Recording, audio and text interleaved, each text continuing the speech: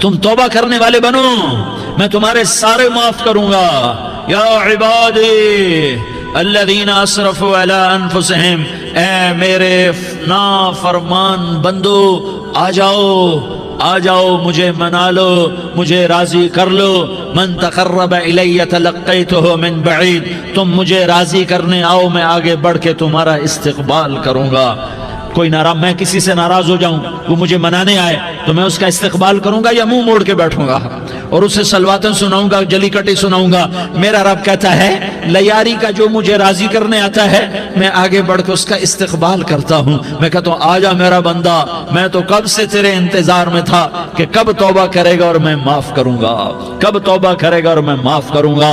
اللہ کو اپنا بناؤ، اس کے در پر جھکنے کے ساتھ ہمارے گناہوں کی حیثیت ہی کوئی نہیں ہے۔ بنی اسرائیل میں ایک آدمی نے 99 قتل کیے، اس کو خیال آیا میں توبہ کروں، ایک عبادت گزار کے پاس گیا اور اس سے پوچھنے لگا میں نے 99 قتل کیے ہیں، میری توبہ ہو سکتی ہے؟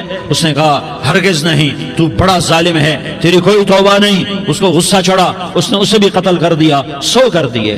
پھر اس کو خیال آیا میں توبہ کروں تو وہ ایک عالم کے پاس گیا اور اس سے پوچھنے لگا میں نے 100 قتل کیے ہیں، کیا میری توبہ ہو سکتی ہے؟ کہ بیٹا کیوں نہیں ہو سکتی توبہ؟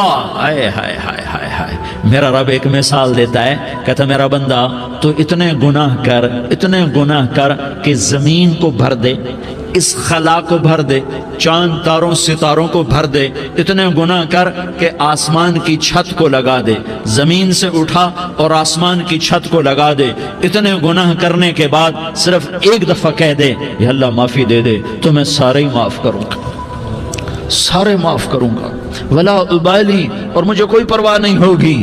انہوں نے کہا بیٹا گناہوں کی معافی تو یقیناً ہے لیکن توبہ کا ہونا ضروری ہے، تیری توبہ پکی ہونے کے لیے یہ ماحول چھوڑنا ضروری ہے۔ تو یہ بستی چھوڑ کے اس بستی میں چلا جا، وہاں نیک لوگ رہتے ہیں، ان کی صحبت میں تو رہے گا تو تیری توبہ پکی ہو جائے گی۔ اس نے کہا میری معافی ہو جائے، میری معافی ہو جائے، میں ہر کام کرنے کو تیار ہوں۔ بوریا بستر اٹھایا، جو تبلیغ والے کہتے ہیں گھر چھوڑو، لیاری چھوڑو، بستر اٹھاؤ اور چلے کے لیے نکلو، 4 مہینے کے لیے نکلو کہ اپنی توبہ کو پکا کرو، ورنہ ماحول کی گندگی پھر آدمی کو گرا دیتی ہے، پھر گرا دیتی ہے، پھر گرا دیتی ہے۔